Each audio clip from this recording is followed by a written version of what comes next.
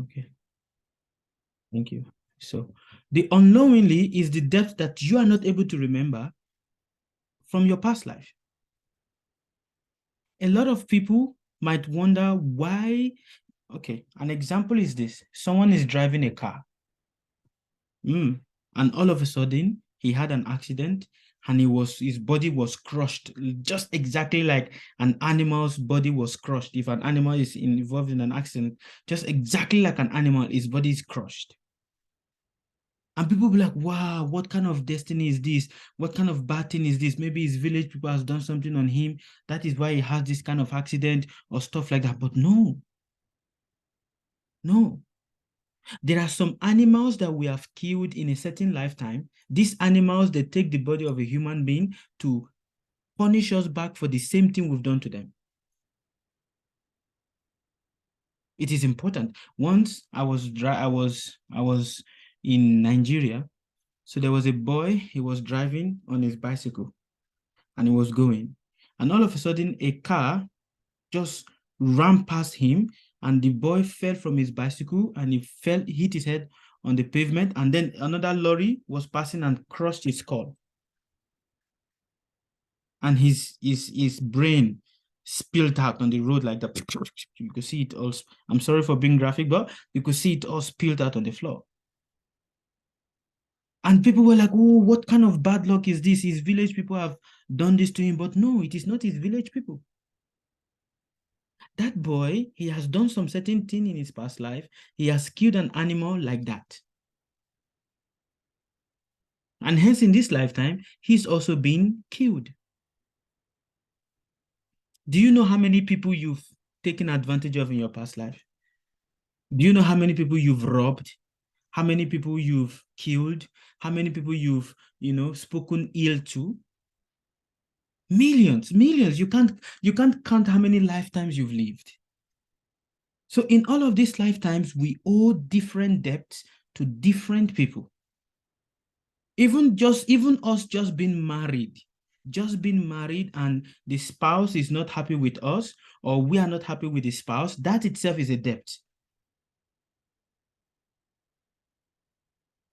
So the way we free ourselves of this debt, is offering water to the ancestors. So first of all, you must understand, before you understand the how to offer the water, you must understand the why you have to offer the water. Because if you don't understand the why you have to offer the water, it just becomes a thing of you're just doing it. It is only when you understand the why, that I am doing this because I am owing debt. I'm a debtor. We are all a debtor. The Christendom, they feel that we are debtors because we are owing debt to God. But no, not just only to God, we are owing debt to every human being. To our children, to our husband, to our family, we are owing debt. And the way we free ourselves of this debt is by offering water. Again, it is important that you understand the importance. We owe debt to a lot of people. One, our parents. We owe debt because of the genetics that we are born, the kind of character, that we have in our particular genetics. We owe debt. Some children are born and they are born disabled. The parents are okay, but the children are disabled. Why? It is because of a debt. That child owes a debt. Some people are born and their mind is schizophrenic.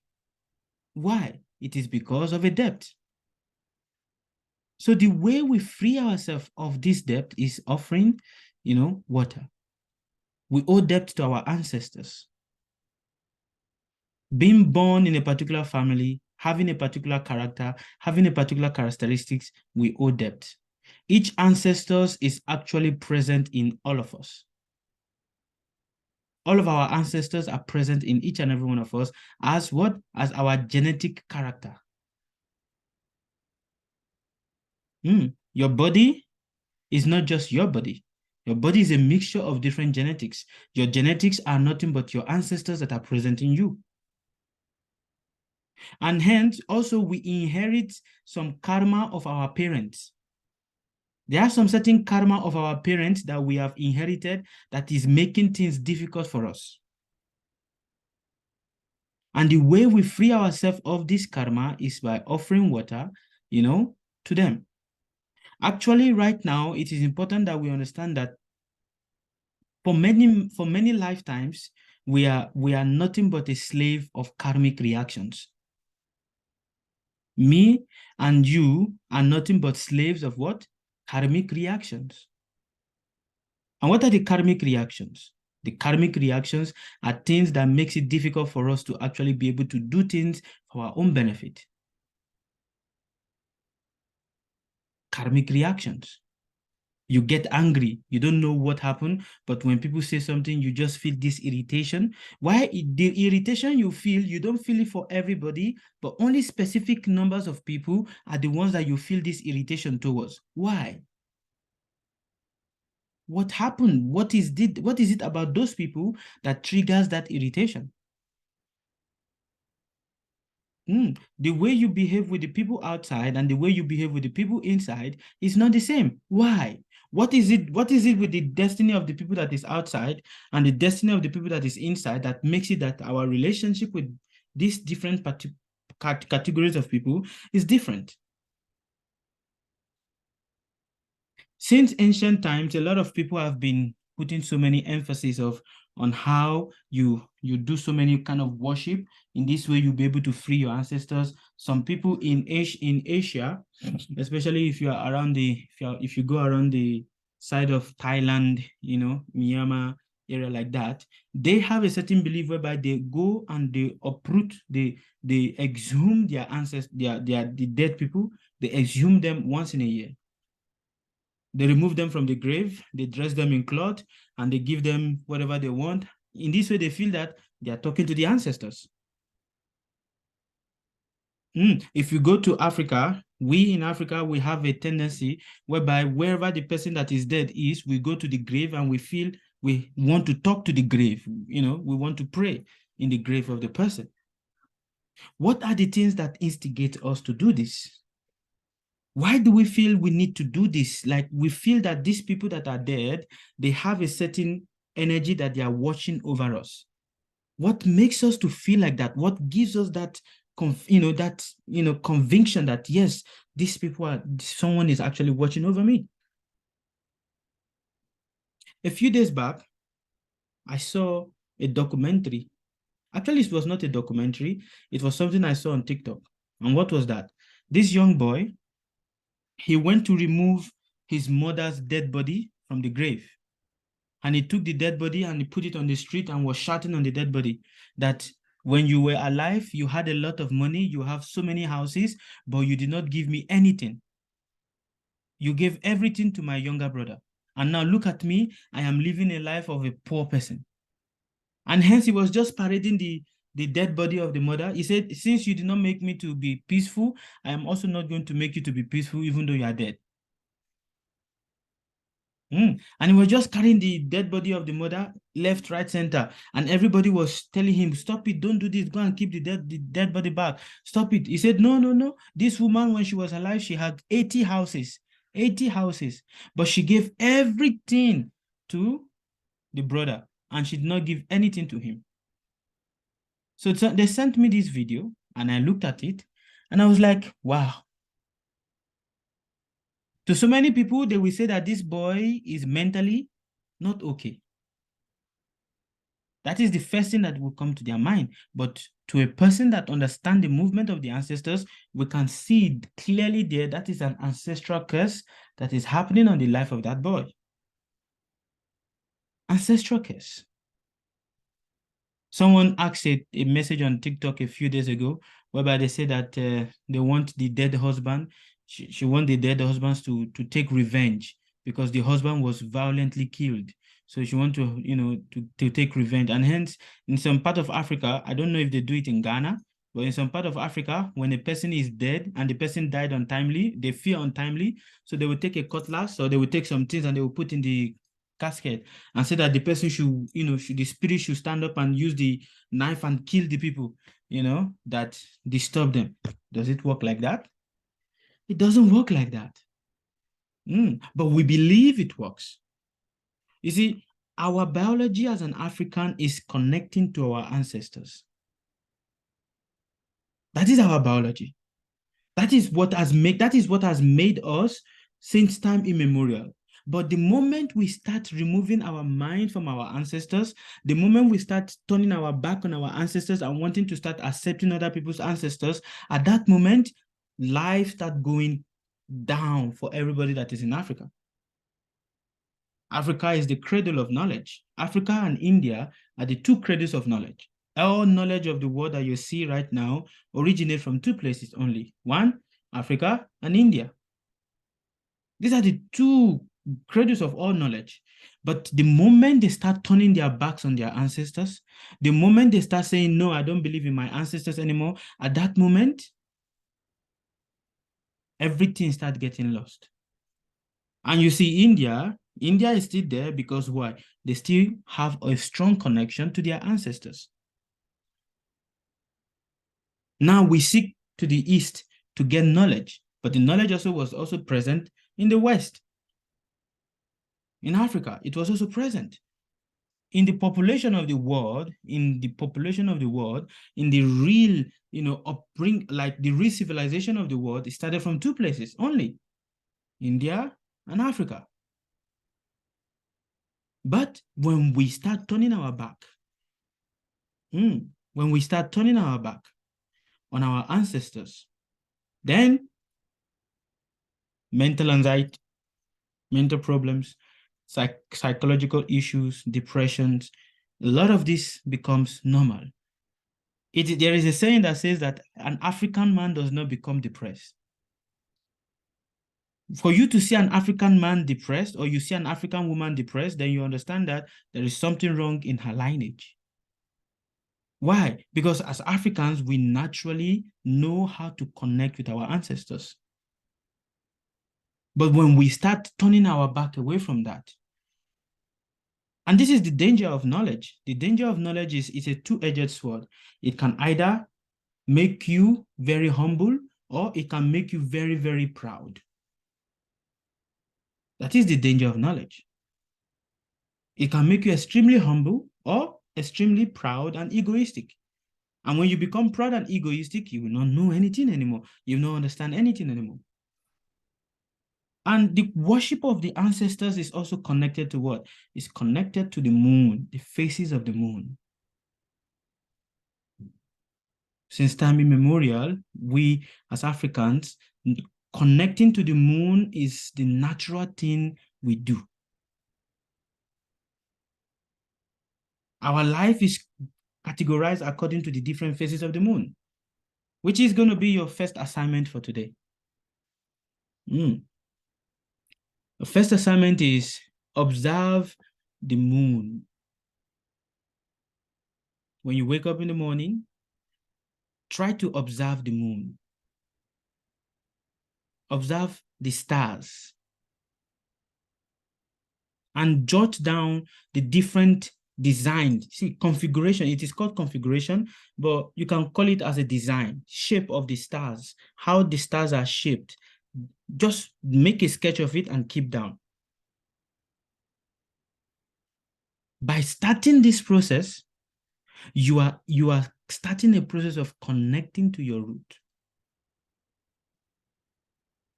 Because as Africans, we are from the lineage of star watchers, stargazers. We watch the sky, we read the stars, we watch the movement of the moon to be able to understand how things are going to have effect or not effective in our life.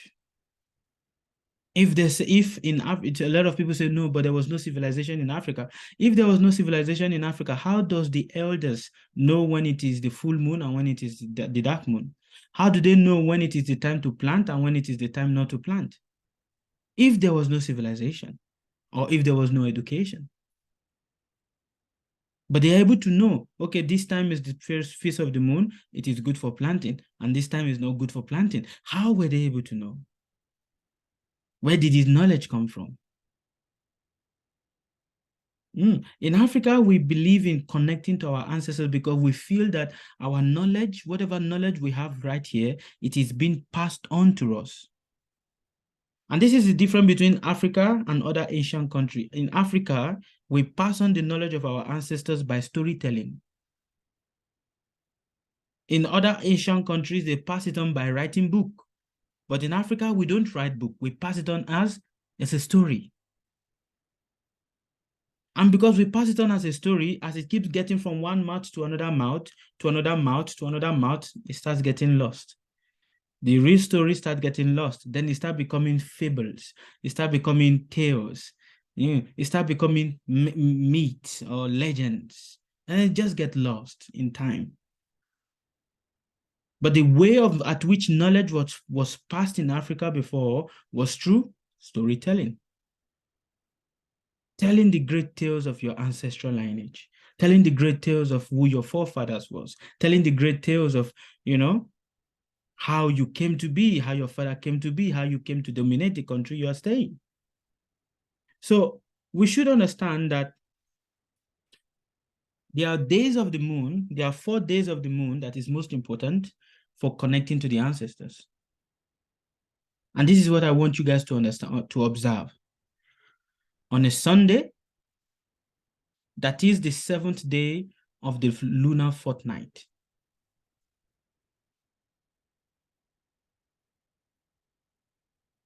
On a Friday, that comes to the 1st, 6th, or the 11th day of the lunar fortnight. On a Sunday, when the moon is full, and on your birthday.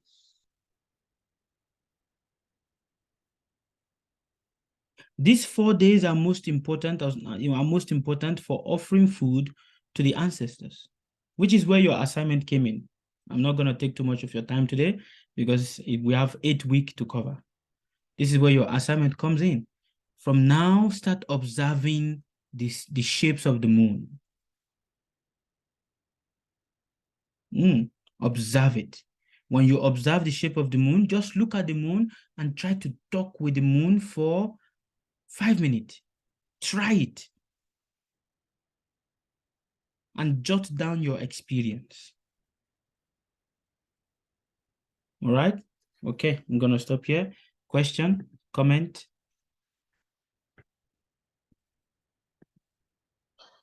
Yes, Baba. I didn't want you said the first Sunday night and Friday. You was too fast. The phase of the moon. The first, on a Sunday, that is the 7th day of the lunar fortnight. On a Friday, that is the 1st, the 6th, and the 11th day of the lunar fortnight. On a Sunday, that has a full moon. And on one's birthday. Okay. So what you need to understand is, to understand how to give water to your ancestors, you must understand the movement of the moon. A lot of people will do prayer, but there are days when you do prayer, you get higher results than other days. And this is where the movement of the moon, is. Are you guys following? Yes, Baba. The movement of the moon. Because for anything we do in this world, especially in this material world, in this planet called Earth, it needs to have the sanctioning of the moon. Okay? Yes, Mrs. Huma. Yes, thank you. Do you mean every month of the moon? That's why the Sunday, Friday, and your birthday. Is it every month that you observe these days? Yes, but not like every month, because the 7th day of the lunar month does not naturally comes on. Sometimes it comes on a Sunday. When it comes on a Sunday, then you need to do your prayer to your ancestors on a Friday, which is, if you checked your Friday, if it's the first Friday of the first new moon. all right? Okay. Which is either the first day, the 6th day, or the 11th day of the new moon. Okay. Then you need to offer prayers to your ancestors. Okay. Do they have a calendar for this? They have calendar, but the essence of this course that you guys have enrolled for is for you to be able to compute it yourself. And that is why you have to start by learning how to gaze at the moon. Okay. In ancient days, how does women know when it is time for them for their cycle? It is based on the movement of the moon. They check the movement of the moon for them to be able to know, okay, the moon is in this phase, so by this time, I am supposed to be entering my woman period. Knowing the phase of the moon is very, very important. And this is the essence of this, what we are going to learn for this 8 week. One, you must know how to calculate the movement of the moon. When you know how to calculate the movement of the moon and you know how to pray on those days of the movement of the moon, you will never have anxiety. Because our happiness and our distress is also connected directly to the moon. Believe it or not, but that is the reality. The moon plays a larger role in your life than the sun. Because the moon is the consciousness at which you are using to navigate this world. The sun is the presence of the consciousness. But it is the moon, the emotion of the moon, that is what you are using to navigate everything. And that is why it is said your emotion is always like the waves of the ocean, like the phase of the moon. Some days is good, some days is bad, some days is good, some days is bad. But when you're able to understand the movement of the moon upon your own mind, then you will be peaceful.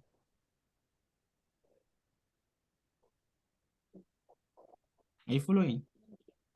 Yes, sir. All right. Any question? So one more thing. You say for the 8 weeks, it's $100. Yes. Okay. Okay. Thank you. No problem. Any question, Mrs. Suzette? Well, the truth is, I'm so happy.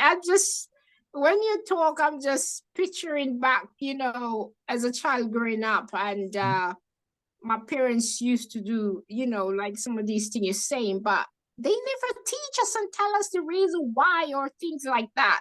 If they ask you to go and do something, you hear they talk about the moon.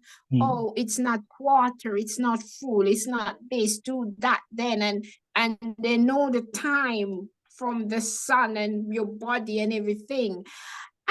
But they don't teach you until now. It's like, if the ancestor don't find you and connect you and you feel like you're going crazy, what is this? And then when you get some spiritual people, whoever learn more, train more, can see higher, then you will come and say, this is it, this is what happened, you got to it back. The person dying now, they don't teach nobody that. I can remember, So it's like I'm saving up. I don't know how I would call it. I'm saved at the tip of the iceberg. Yes, we are all saved. We are all saved. It's crazy. You just picture, if people, that's why people think we're crazy. That's true. That's true. There's no one that reads the moon that is considered a normal human being. So you guys should start studying the moon. I don't know what time it is in your side, in your different demographic location, but try to start observing the moon and be conscious of it. You see, one of the problems we have is we are not conscious. We do it for one day and then we stop, but you need to be conscious of it. Every day, observe the movement of the moon. When you come out, observe, where is the moon? Is it full? Is it half? When you observe it, you write it down. Today, the moon is full. Today, it is half. Write it down. Because you see, the moon has 2 horns. Do you know that? You see, the moon has two horns. One horn is facing the left and the other horn is facing the right. When the moon, that is when the face of the moon, when the horn of the moon is facing the right, it is considered auspicious. When the horn of the moon is facing the left, that period, it is considered as bad. So this is what you guys now need to start observing. This is the first test, the first exam. Okay? First assignment. Yes, Mr. Jasper. Bravo. Hmm. I want to find out, is it good to have an altar for ancestors? But of course, what is wrong with that? How do you set it up? The What altar are some of the things? The altar for ancestors, a lot of people do a lot of hoblo joblo that I see right now. They do a lot of hoblo joblo. They will go, they will put candle, they will put some doll, and they will put Fanta, they will put something, and then they will sacrifice some blood, and then they are thinking that that is the altar for the ancestors. No, that is not the altar for the ancestors. You need to have, if you want to have the altar for your ancestors, you must have a coconut. You must have a clay pot, and you have to put 7 mango leaves in this clay pot.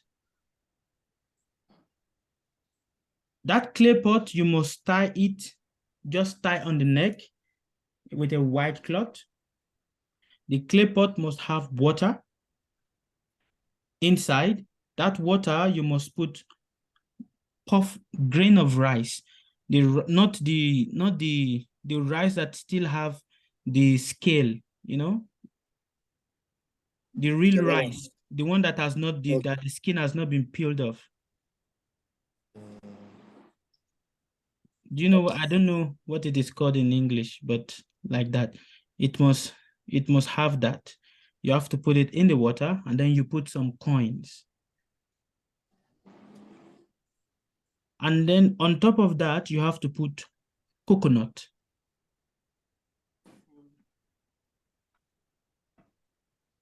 Do you understand? You have to put coconut. The coconut, you have to put a white cloth on the coconut. Then you must get a small cloth that differentiates 7 flags: white, black, green, red, blue, yellow, 7. The 7 primary colors. No, 5 main primary colors, sorry. 5 main primary colors. You must get it. Which is, what are the 5 main primary color? White, red, blue, green, yellow. Right? Is there any other color? Did I miss any color? No. White, red. Yeah. Yeah. You have to get this. Just little, eh?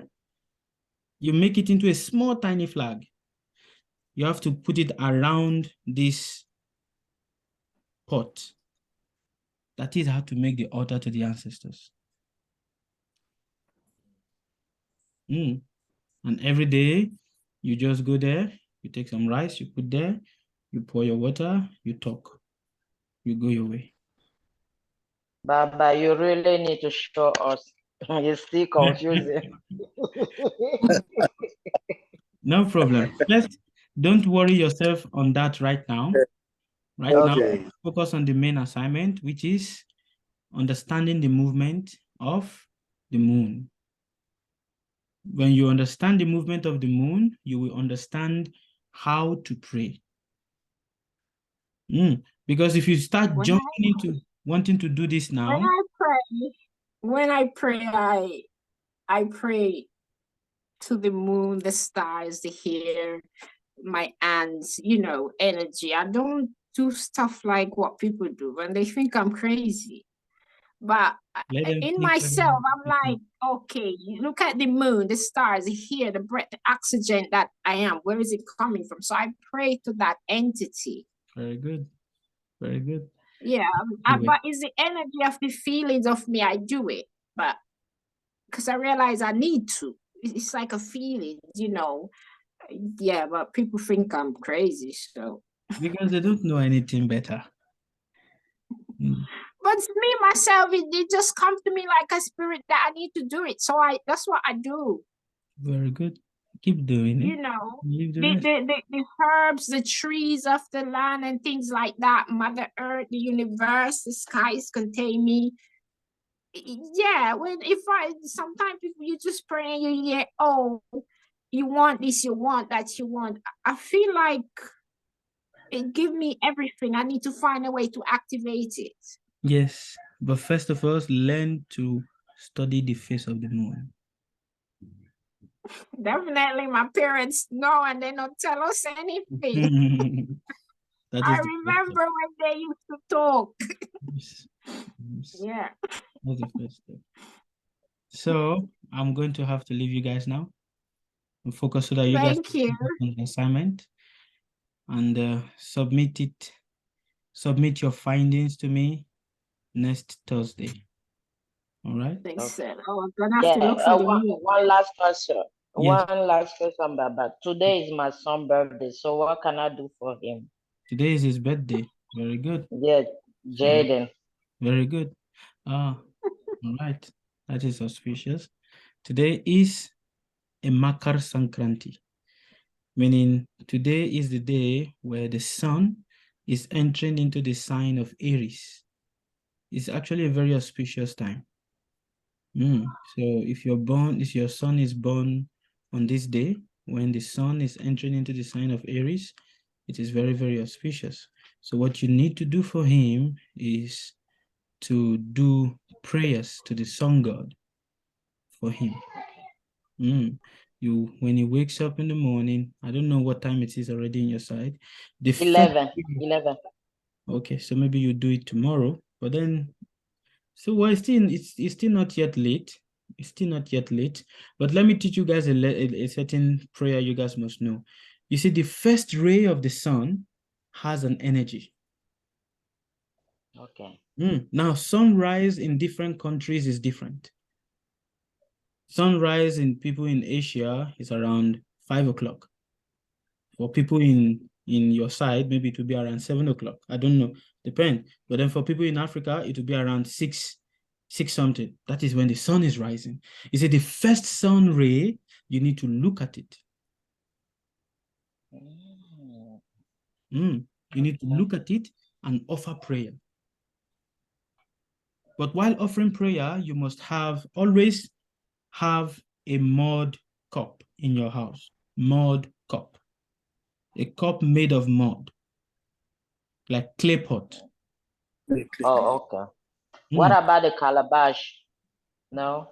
Okay, if you have a calabash also, not a problem. So you have to look at the rays of the sun and you have to offer water. Okay. First ray of the sun every day. Okay. Offer water to it and pray for blessing. Just as when you wake up in the morning, you go to the front of your door, you offer water to your ancestors. Now do another one of offering water to the rays, the first ray of the sun. You have to look for it. Wherever the sun is rising, face that junction, remove your feet. Make sure that your feet touches the ground. Now, in your place, it must be cold. It's cold, yeah. But it is a penance that you have to take. Okay. And offer the water. This is how the ancestors, this is how they do it. All right.